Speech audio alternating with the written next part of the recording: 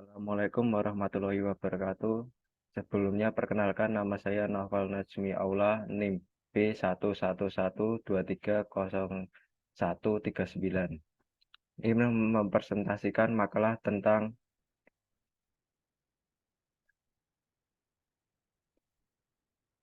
pendidikan anti korupsi dan upaya pemberantasannya dalam pandangan Islam. Masalah tindak korupsi merupakan kejahatan yang luar biasa dan tidak bisa diperangi dengan cara-cara yang biasa dan haram hukumnya dalam agama Islam. Korupsi merupakan istilah modern yang tidak didapati pendanaannya dalam Al-Quran. Korupsi merupakan sebuah kecurangan dalam transaksi sesama antar manusia yang berupa tindakan melawan hukum, memperkaya diri atau orang lain, merugikan pihak lain baik pribadi maupun negara, dan menyalahgunakan wewenang atau kesempatan karena kedudukan atau jabatan.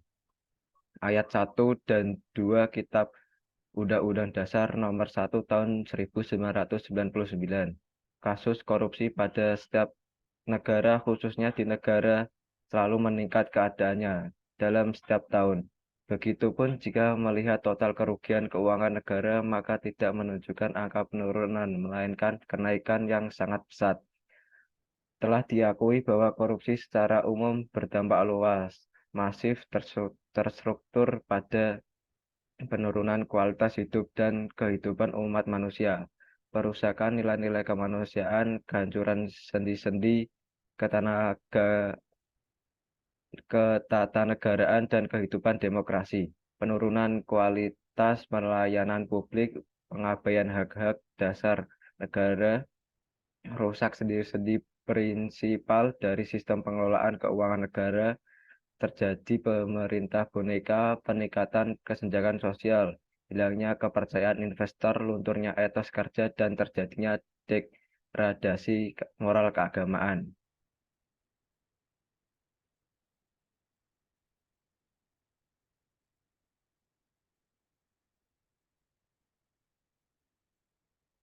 Pada permasalahan korupsi, penelitian menemukan persoalan yang kontradiktif sehingga melahirkan pembahasan korupsi dalam perspektif Al-Quran dengan menggunakan tafsir Salsafat al-Tafsir. Pada satu sisi korupsi merupakan extraordinary crime yang merupakan isu dan permasalahannya tidak pernah usai dan selalu menjadi masalah internasional di setiap negara. Akan tetapi di sisi lain penelitian mencoba mengungkapkan bahwasannya korupsi merupakan suatu hal yang tidak disebutkan namanya atau teksnya di dalam Al-Quran.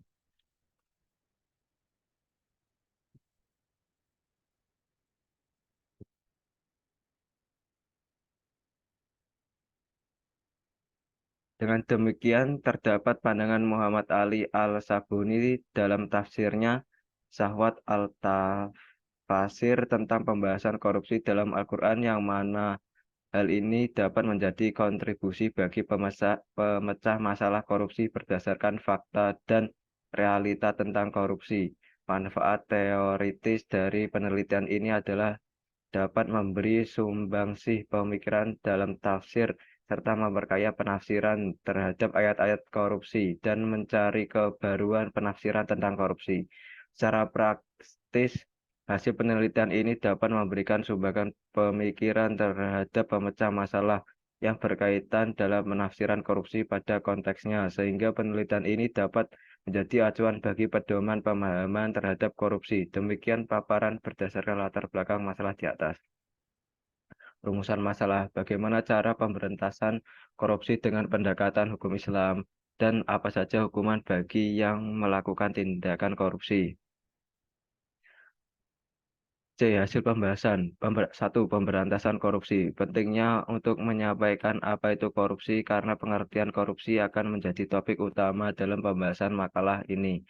Dilihat dari legal substance, legal struktur, dan legal kultur. Adapun yang dimaksud dengan korupsi adalah dengan sengaja melakukan kesalahan atau melalaikan tugas yang diketahui sebagai kewajiban atau tanpa hak menggunakan kekuasaan dengan tujuan memperoleh keuntungan yang sedikit banyak bersifat pribadi. Demikian pula pendapat yang kurang lebih sama yang dikemukakan oleh Alfiler bahwa korupsi adalah purposive behavior which may be deviation. Satu dari pengertian di atas dapat disimpulkan bahwa korupsi suatu perbuatan yang melanggar hukum dan selama ini penanganannya hanya merujuk pada KUHP sehingga pendekatan dengan hukum Islam dapat dipakai sebagai alternatif. Dua, pemberantasan korupsi dengan pendekatan hukum Islam. Satu, pengertian pendekatan ketuhanan. Yang dimaksud dengan pendekatan ketuhanan seperti yang disampaikan oleh Prof. Dr. Zairin dalam negara Republik Indonesia tidak boleh terjadi atau berlaku sesuai yang bertentangan dengan kaidah-kaidah Islam bagi umat Islam atau kaidah-kaidah Kristiani bagi umat Kristen atau Katolik atau bertentangan dengan kaidah-kaidah agama Hindu Bali bagi orang-orang Hindu Bali atau yang bertentangan dengan kesusilaan agama Buddha bagi orang-orang Buddha. Dari pendapat Hazairin tersebut dapat disimpulkan karena penulis adalah orang Islam, maka pendekatan ketuhanan adalah pendekatan menurut hukum Islam yang terkait dengan penegakan hukum, lebih spesifik lagi terkait dengan pemberantasan korupsi.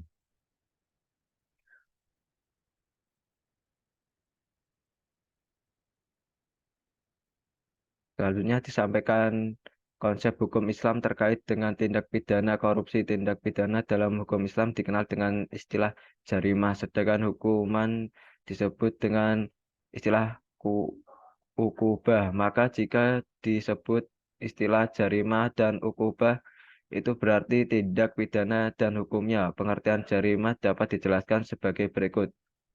Jarimah adalah perbuatan-perbuatan yang dilarang oleh syara, yang diancam oleh Allah dengan hukuman had atau tazir. Istilah lain dari jarimah adalah jinayah. Jinayah adalah suatu istilah untuk memperbuat yang dilarang oleh syara, baik perbuatan tersebut mengenai jiwa, harta, atau lainnya. Sedangkan pengertian ukubah atau hukuman adalah sebagaimana dikemukakan oleh Ibnu Qadir Audah adalah hukuman pembalasan yang ditetapkan untuk kemaslahatan masyarakat karena adanya pelanggaran atas ketentuan-ketentuan syara. Jarimah itu atau tindak pidana ditinjau dari segi hukum dibedakan dalam tiga bagian yaitu jarimah hudud, jarimah qisas, diat, serta jarimah tazir. A. Jarimah hudud. Jarimah hudud adalah jarimah yang diancam dengan hukuman had. Pengertian had sebagaimana dikemukakan oleh Ibnu Qadir Audah adalah hukuman yang telah ditentukan oleh syara dan merupakan hak Allah. B. Jarimah qisas dan diat. Jarimah qisas dan diat adalah jarimah yang diancam dengan hukuman qisas atau diat. Baik qisas maupun diat kedua-duanya adalah hukuman yang sudah ditentukan oleh syara. Jarimah tazir. Jarimah tazir adalah jarimah yang diancam dengan hukuman tazir. Pengertian tazir menurut bahasa adalah tadib, artinya memberikan pelajaran. Tazir juga diartikan dengan arradu wal man'u, yang artinya menolak dan mencegah. Sedangkan pengertian tazir menurut istilah sebagaimana dikemukakan oleh Al-Mawardi adalah hukuman pendidikan atas dosa atau tindak pidana yang belum ditentukan hukumnya oleh syara dari definisi tersebut. 3. Hukuman mati tazir bagi koruptor. Korupsi adalah tindak pidana pengkhianatan atas kekayaan negara yang mempunyai banyak tingkat dan frekuensi. Sanksi pidana tazir yang diberikan oleh penguasa atau hakim seharusnya dipertimbangkan. Hal ini teguran, pemukulan, pemecatan, penjara, penyaliban bisa saja dijatuhkan pada koruptor dengan tingkatan-tingkatan tertentu.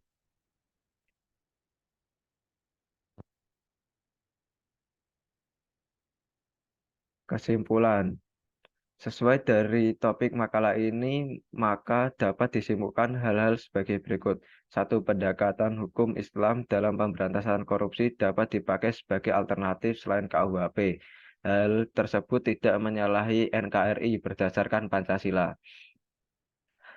Dua, pendekatan ketuhanan dan pemberantasan korupsi dengan menerapkan konsep-konsep yang yang dalam Al-Quran atau Al-Hadis yang relevan dengan menegakkan hukum baik dalam ranah legal substance, legal kultur, dan legal kultur. Jika masalah yang ada memiliki sifat dan karakter yang baru, maka dapat dilakukan istihad, seperti memasukkan hukuman pidana korupsi dalam ranah tazir.